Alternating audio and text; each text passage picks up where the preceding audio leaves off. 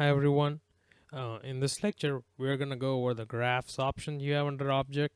So if you look at it, under object you have a graph. We'll go with a line graph. Let's say you draw a graph and now you have a couple of lines. You double click on it. This is more or less like an Excel thing. I mean, if you look at it, it's similar to an extent. You have two different options. You can do a bar graph or a line graph.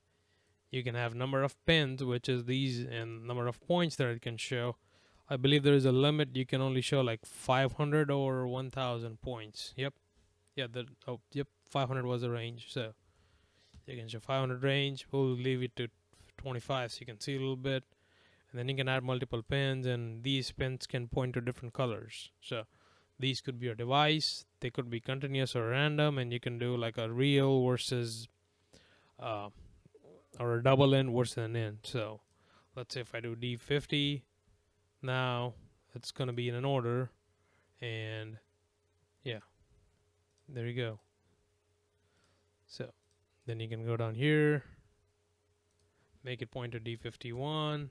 So that's how you can do multiple alarms like this. It's got a direction option. We'll go either left or right, and then you have different colors, and you can show it in step mode, which would go like on or off in step, or it would draw a line for you.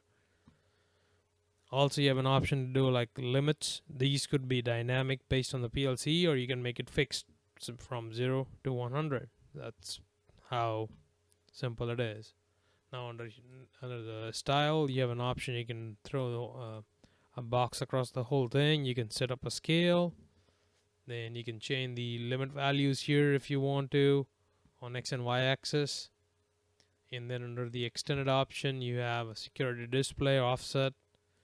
Trigger is the same as it is, and then you have an operator valid option here. So yeah, this is basically all you have as far as the line graph goes. Bar graph is the same way. You just set up your things and you would be good to go. So I've used that to create a temperature graph for a casting machine once, so it works pretty good. And the only thing is, if you throw too many channels on it and it's doing too many points, the screen would start lagging. So you have to keep that in mind, that you don't have like 20 different channels logging with 500 points on it. So let's try and look at one of the other graph options. You can do a trend. So on trend, you have more settings. This is where you can change your attribute, and you can do like a 1 by 1 point.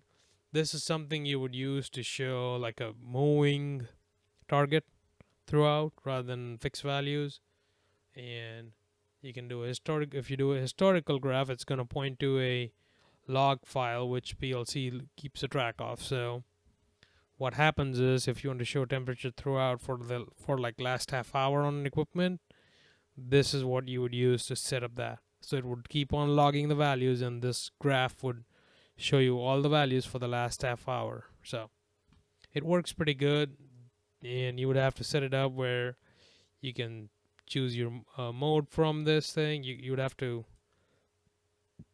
kind of play with some of the options, see what you like, and see if it functions the way you want it to function. You can do a line or point. I usually leave it to line. It's a little easier.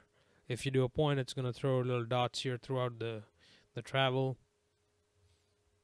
You can do a device setting. You can do a logging device fixed number 1. So if you click on it, this logging thing would take you back to project, and there's like a logging option here. So if you edit this is the first number of log file. You have a couple of settings here that, hey, how many number of files you want to log. Would it be a historical buffer or a save file? So you'd have to do a buffer, and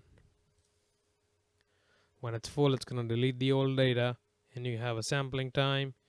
And you can also do like logging notification, count, and missing detection options here. And you can retain buffer in the GOT memory, so if the power goes off and comes back on, you still have your values showing up. And let's uncheck these. Then let's go to the device. This is where you can set up, hey, I want to log 10 devices starting at D10. And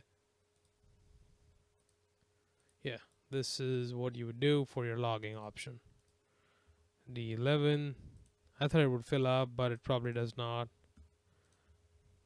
It's probably one of those things that they're missing the little checkbox saying make it continuous or random. I wish one of these days they would add it.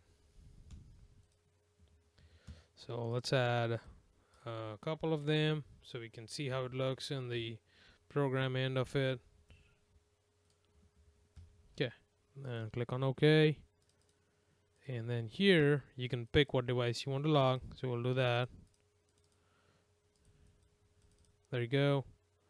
That's now it just have 2 devices that we're gonna log because we have set it for 2. So yep, that's it for the trend graph, and we can make it bigger and move this guy, make it a little narrow, and give it a shape so we can see it better.